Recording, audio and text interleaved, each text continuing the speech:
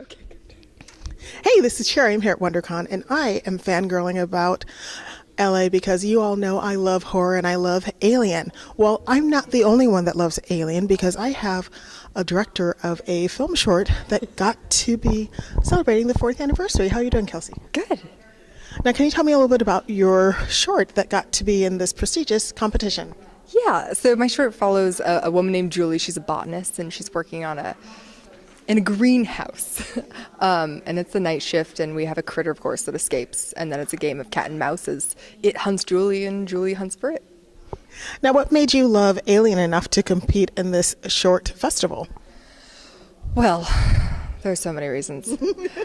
Alien's a great film. It's, a hybrid of horror and thriller and sci-fi. There's a bit of everything in it, and it's so well made. So just from a pure fan, I admire it a great deal for the craftsmanship.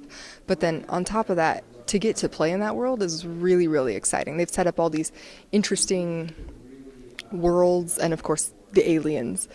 So it's fun to just riff on that and see what else you can do with it.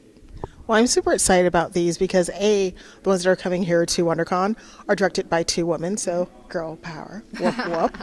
And B, Alien has always been one of the few alien horror type movies that is female led. So it's always been fascinating to me. I'm sure it's fascinating to you, and I assume you love all the aliens, but which one is your particular favorite? Of the movies? Or of life cycles. Of alien monsters that come to Earth to eat us.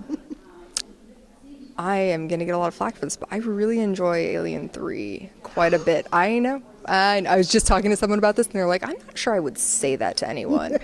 The first one is probably my favorite, just because it's really, really well made. It's super tight, and it's the beginning. Because everyone after that, the aliens are coming. So you're just waiting for people to get eaten. It's just a matter of how interesting can we make the situation leading up to that.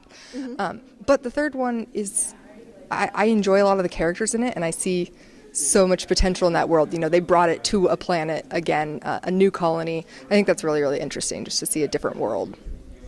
I would say I love aliens. I love the interplay between the characters. And your botanist sounds interesting because when you think of botanist, you think of someone just playing with plants and being all chill. But then I thought, I think a botanist would have a lot of ability to kill some creature with all the stuff they have in their botany lab. Well, that's kind of the fun of it. I don't want to give any spoilers, but I kept thinking about the alien as a big bug in the greenhouse that you got to hunt. And there were a lot of iterations of the script where it's like, okay, what kind of tool, what big pesticide sprayer could we get, or some way to mow the alien over. Well, it's really cool because out of the 40th anniversary celebration, they decided to have a competition to make film shorts. And they had a lot of competition. What did you enter to be able to be one of the people selected? Materials-wise? Let's see.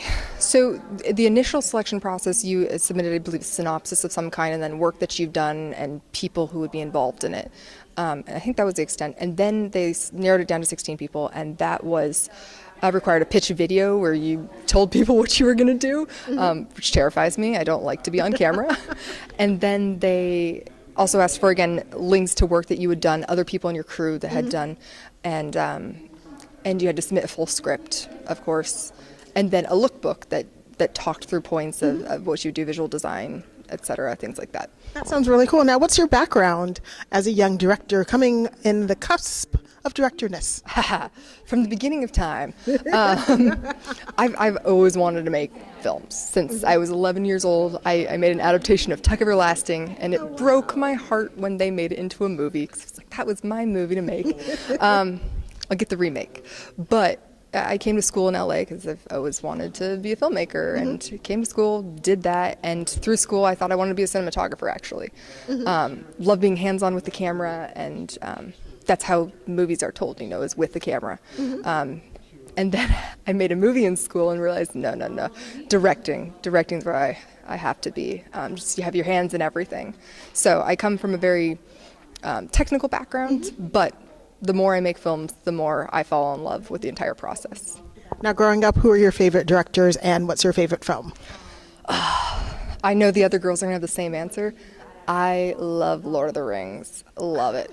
I love it. I know the hard sci-fi people are like, oh, God, you're in the wrong place. But is the truth. As far as directors go, I don't know growing up that there were specific people, but there are so many films that influenced me. That's not a great answer. You'll have to edit It is a great answer, though. I mean, I can remember different films that I saw that I loved, but I don't necessarily remember the director because when I was young, it really wasn't about the directors except for like the really, really big ones. Well, so that's the thing is there's so much emphasis now on auteur filmmaking, and I think directors go out of their way to put a stamp on their film so you know it's them. That's cool. People make amazing films, but I also think there's something to be said for being a director who can blend into genres and do different things. And you don't necessarily know, oh, that's so-and-so. But it's fun to look at those people and look at their career and be like, wow, you are all over the place, but I love everything that you've done. Yes, I always find it surprising when I look at a movie and I'm like, oh, hey, they directed this other movie I left. Oh, this other movie. Yeah. And they're totally different. This is a horror movie, a comedy. Yes, I think that's really important and depends on your eye. And one final question. If you could make a movie, either a new movie or from a book, what would it be? Oh my God. I know it's going to be, you can't say Tuck Everlasting because that's your dream movie. That's your unicorn. Well, I don't want to give anything away. It's a dangerous game. Oh my God, that is true. I have so many movies I want to make. Okay. Don't steal this. I would love to make a musical someday. I think that would be really, really fun. I want to do an adaptation of the Greek myth Orpheus and Eurydice, and I want it to be set in like 1920s New York, revolving around heroin. Ooh. And it's a musical. It's a musical. Yeah. I love heroin. I love heroin. You're going to have to cut that out. Obviously, I don't love heroin because I'd be really skinny by now. Thank you so much for talking with me. Now, someone wants to find out what next projects you're on, see if they can join your team. How will they find you online? I have a website. You can go to www.kelseytaylor.me because I didn't get .com and there's a lot of Kelsey Taylors.